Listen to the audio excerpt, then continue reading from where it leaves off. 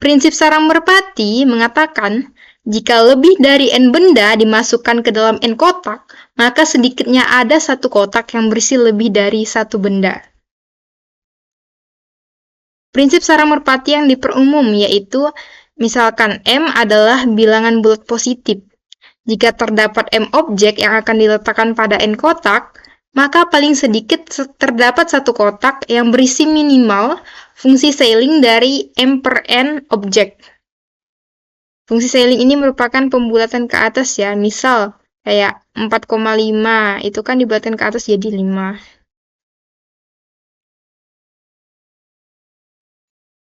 Atau dalam bentuk umumnya bisa juga dikatakan bahwa jika kita punya lebih dari K kali N objek yang akan diletakkan kepada N kotak, maka paling sedikit akan terdapat satu kotak yang mempunyai lebih dari K objek.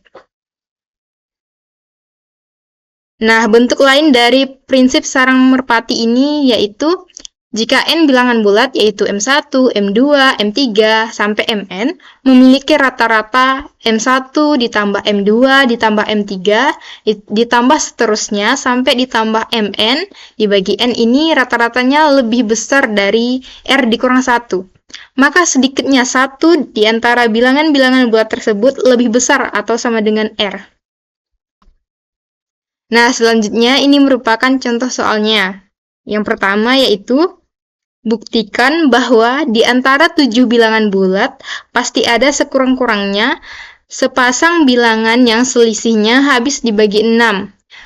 Buktikan bahwa di antara 7 bilangan bulat tersebut pasti ada sekurang-kurangnya sepasang bilangan yang selisihnya habis dibagi 6. Nah, silakan boleh dicoba dulu ya sebelum melihat solusi yang ada di bawah ini. Nah, misal clue-nya itu yaitu setiap bilangan bulat kan pasti kongruen dengan 0, 1, 2, 3, 4, atau 5 dalam modulo 6. Nah, ini. Kemungkinan sisa jika suatu bilangan bulat dibagi 6 adalah 0, 1, 2, 3, 4, atau 5. Karena ada 6 kemungkinan dan bilangan bulatnya itu ada 7, maka sesuai dengan pigeonhole principle, sedikitnya 2 bilangan akan memiliki sisa yang sama jika dibagi 6. Misalkan bilangan bulat itu adalah N1 dan N2, dengan sisa jika dibagi 6 adalah R, maka kita dapat membuat N1 sama dengan 6K1 plus R, dan N2 sama dengan 6K2 plus R, dengan K1 dan K2 merupakan bilangan bulat. Nah, kalau kita substitusiin, N1 dikurang N2 ini kan 6K1 tambah R dikurang 6K2 tambah R, yang hasilnya jadi 6 dikali K1 ditambah K2. Oh, ini ada sedikit typo ya, harusnya 6 dikali K1 dikurang K2, yang merupakan bilangan bulat yang habis dibagi 6. Jadi terbukti bahwa di antara 7 bilangan bulat pasti ada sekurang-kurangnya sepasang bilangan yang selisihnya habis dibagi 6. Nah, contoh soal kedua. Jika ada 101 surat yang akan dimasukkan ke dalam 50 kotak pos, buktikan bahwa ada sedikitnya satu kotak pos berisi sekurang-kurangnya 3 surat. Nah, solusinya nih, jika seluruh kotak pos maksimal hanya berisi 2 surat, maka jumlah maksimal surat yang dapat dimasukkan ke dalam kotak pos adalah 2 kali 50 kan, kotak posnya ada 20. Jika maksimal setiap kotak pos hanya berisi 2 surat, maka maksimalnya kan ada 2 kali 50, yaitu 100 surat yang dapat dimasukkan. Sementara suratnya nih ada 101, jadi kurang nih, maka dapat dipastikan. Kita nih mau meletakkan satunya kan di antara 50 kotak pos itu, maka ada sedikitnya nanti satu kotak pos akan berisi sekurang-kurangnya 3 surat.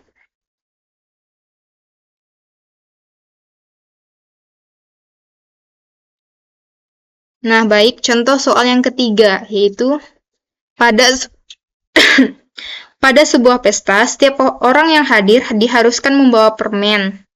Jika pada pesta tersebut jumlah orang yang hadir ada 10, sedangkan jumlah permen yang ada sebanyak 50, buktikan bahwa ada sekurang-kurangnya 2 orang yang membawa permen dalam jumlah yang sama. Nah, ada 10 orang yang hadir. Setiap orang nih harus membawa permen. Jadi kan setidaknya kan pasti ada yang bawa 1, 2, 3, atau berapa permen gitu kan. Nah, jika kita andaikan seluruh orang ini membawa permen, maka dengan jumlah yang berbeda tadi, maka sedikitnya jumlah permen yang ada sebanyak 1 ditambah 2, ditambah 3, ditambah seterusnya sampai ditambah 10. Anggaplah ini orang ke-1 membawa 1 permen, orang kedua membawa 2 permen, ketiga membawa 3 permen, dan sampai orang ke-10 membawa 10 permen. Karena kan syaratnya kan setiap orang hadir harus membawa permen. Nah, kita asumsikan nih jumlah permen yang dibawa setiap orang ini berbeda-beda. Jadi, jumlah keseluruhannya ada 55. Sementara jumlah permen yang ada sebanyak 50. 55 ini kan lebih besar dari 50. Kontradiksi. Maka dapat dibuktikan bahwa ada sekurang-kurangnya 2 orang yang membawa permen dalam jumlah yang sama.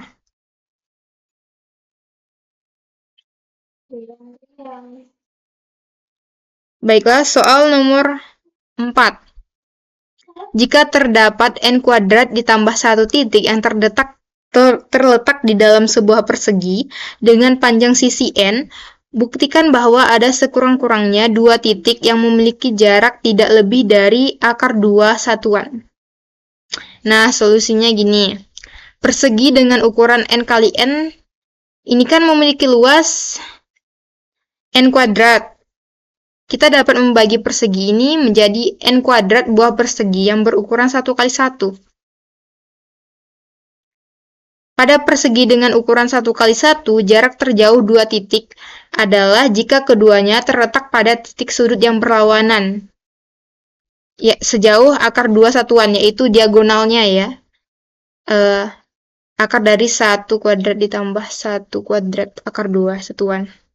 Jarak terjauh yang mungkin dalam satu persegi itu. Karena ada n kuadrat plus 1 titik nih, yang akan kita letakkan ke dalam sebuah persegi, sementara ada n kuadrat persegi yang udah kita bagi. Maka sesuai pigeonhole principle, akan terdapat setidaknya 2 titik yang terletak pada satu persegi dengan ukuran 1 kali 1 yang sama. Maka dapat dibuktikan ada sekurang-kurangnya 2 titik yang memiliki jarak tidak lebih dari akar 2 satuan. Oke, ini merupakan contoh penerapan pigeonhole principle dalam bidang geometri. Selanjutnya soal yang terakhir. Nah, tadi kan saya ada bahas bentuk umum dari pigeonhole principle dalam fungsi Schelling ya, dan ini merupakan penerapannya. Misal nih, ada 46 orang yang mengikuti mata kuliah matematika diskrit, terdapat paling sedikit fungsi Schelling dari 46/12, yaitu 4 orang yang lahir pada bulan yang sama. Karena jumlah bulan itu kan ada 12 kan, dari Januari sampai Desember. Jadi 46 ini kita bagi 2. Kita bulatkan ke atas, dapat 4. Maka setidaknya ada 4 orang yang lahir pada bulan yang sama. Selanjutnya, untuk pada hari yang sama, karena jumlah hari ada 7, dari Senin sampai Minggu, jadi paling sedikit ada fungsi Schelling dari 46/7, yaitu 7 orang yang lahir pada hari yang sama. Bisa pada hari Senin, atau Selasa. Terus untuk misal nih nilai mata kuliah matematika diskret nih nilainya A, B, C, atau D. Jadi ada 5 variasi nilai yang mungkin, sementara ada 46 orang. Jadi 46 kita bagi 5. Kita bulatkan ke atas, karena ini full Schelling, hasilnya yaitu 10. Jadi setidaknya nanti akan ada 10 orang yang memiliki nilai dengan angka yang sama.